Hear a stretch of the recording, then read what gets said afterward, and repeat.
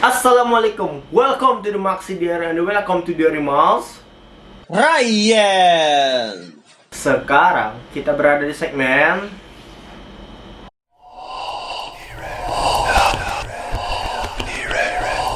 Halo Sobat Diary semua.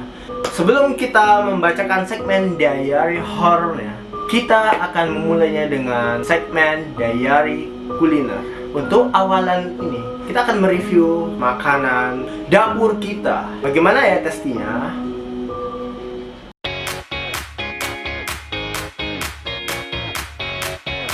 Bismillahirrahmanirrahim. Assalamualaikum warahmatullahi wabarakatuh. Halo Foodies Art. Sekarang Ryan berada di dapur kita. Di sini owner dari dapur kita ini adalah Ustadz Masredi Hasan LCMA. Masya Allah. Ustadz Masredi Hasan ini siapa? Adalah salah satu pembina dari FSRMM.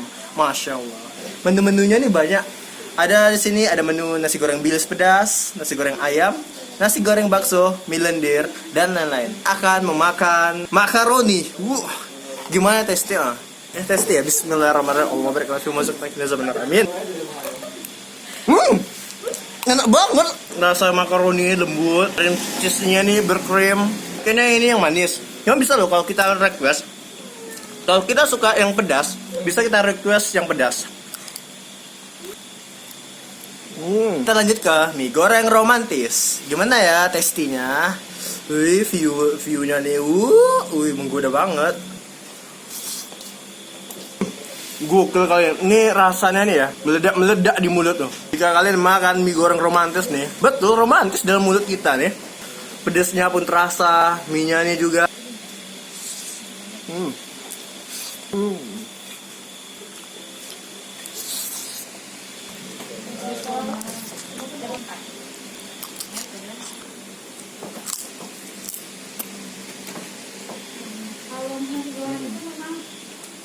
Dari ketiga makanan yang aku pesan tadi, semuanya tuh rekomendasi semua. Nasi goreng bilis, mie goreng romantis, dan mac and cheese. Semuanya wow. Gokil banget pokoknya Sobat Diary. Dan di sini, tau nggak Sobat Diary semua? Beberapa hari yang lalu kita digegerkan dengan prank daging kurban. Wow. Prank daging kurban. Sekilas clickbaitnya tuh sangat memuakkan. Tapi coba Diary lihat videonya dari awal sampai akhir. Terpenting endingnya.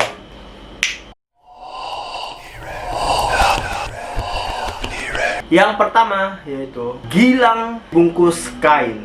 Memang di beritanya ini kita kurang paham. Kok bisa sih berita ini sampai viral? Hal ini cuma video, dia cuma dibungkus kain doang. Yang bungkus bukan dia nggak diraba-raba. Yang bungkus kawannya. Tapi kenapa bisa memuakkan di berita ini?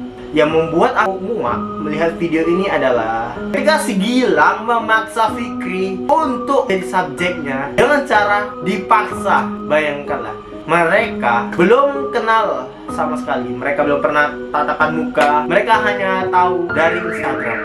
Cuma dari Instagram itu aja. Dan si Gilang DM Fikri untuk jadi subjek penelitian dia. Dimulai dari chat. Di chatnya tuh dijelaskanlah tentang dia sedang melakukan riset tentang membungkus. Akhirnya dijelaskan secara mendetail dan makin creepy. Dan kemudian si Fikri awal tidak mau dan akhirnya lama-lama menjadi mau.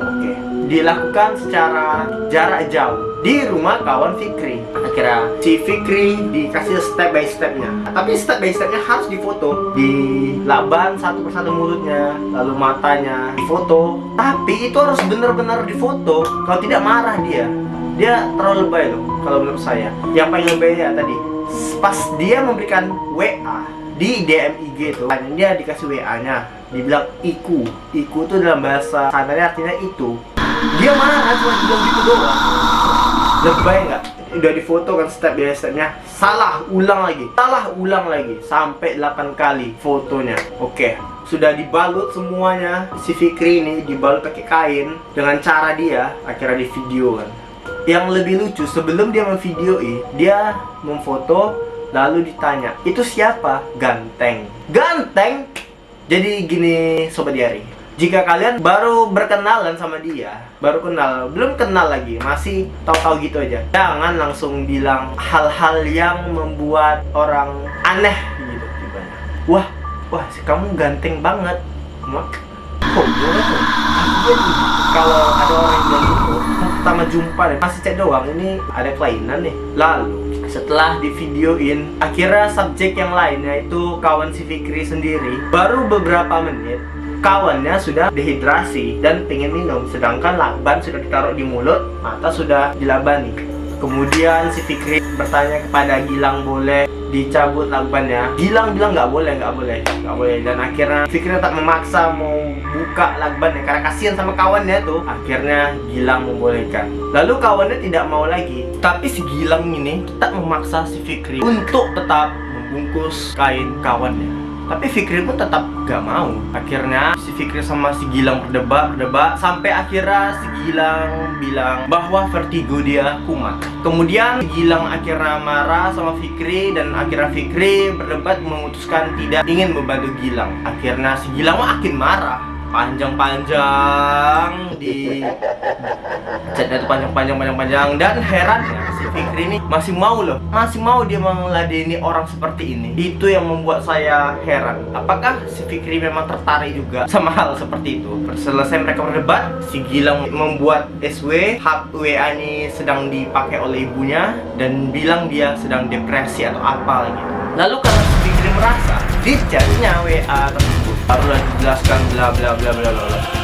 bla bla bla bla bla bla bla bla bla bla bla. Wow. Dan akhirnya baru terungkap bahwa ada kasus unfriend yang dilakukan oleh Gilang tersebut. Next. Kemudian ada penjual jalan kote dibully. Aduh, nggak habis pikir aku sebenarnya. Kenapa orang suka membuli sesuatu yang berbeda dari mereka sendiri, khususnya fisik maupun ekonomi. Dia berjuang untuk membantu orang tuanya supaya dia bisa sekolah. Tapi untung ada orang-orang yang baik, orang-orang yang hatinya gerak untuk menolong si penjual jalan kote ini. Dan alhamdulillah penjual jalan kote ini mendapatkan sedikit rezeki, Masya Allah. Tapi aku harap janganlah sampai kalian membuli seseorang yang berbeda dari kalian.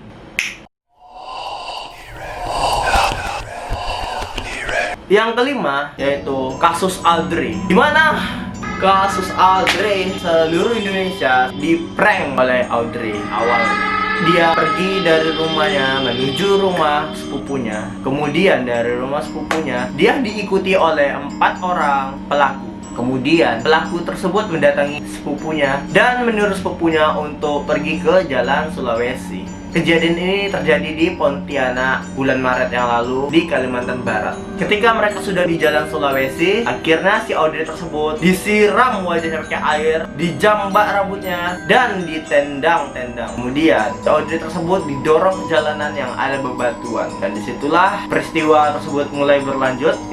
Si Audrey ditendang-tendang. Kemudian si pelaku tersebut diinterview di kantor polisi dan menceritakan kronologi apa tujuan dari penyiksaan tersebut, pembulian tersebut. Ternyata pelaku mengatakan bahwa orang tuanya diungkit-ungkit oleh si Audrey tersebut. Ayahnya yang sudah meninggal dijelek-jelekin dan ibunya dibilang sering menghutang kepada orang-orang. Akhirnya si pelaku membuli si Audrey ini. Dan dulunya mereka, saya dengar, berkawan baik, pelaku dan juga si Audrey ini. Jadi menurut saya intinya mereka, pelaku sama korban itu sama-sama salah. Si Audrey dengan Ivan seperti itu, pelaku dengan caranya seperti itu. Tapi intinya perbanyaklah kan istighfar, zikir, dan jangan pernah tinggalkan sholat 5 waktu. Jika kalian meninggalkan sholat 5 waktu tersebut, maka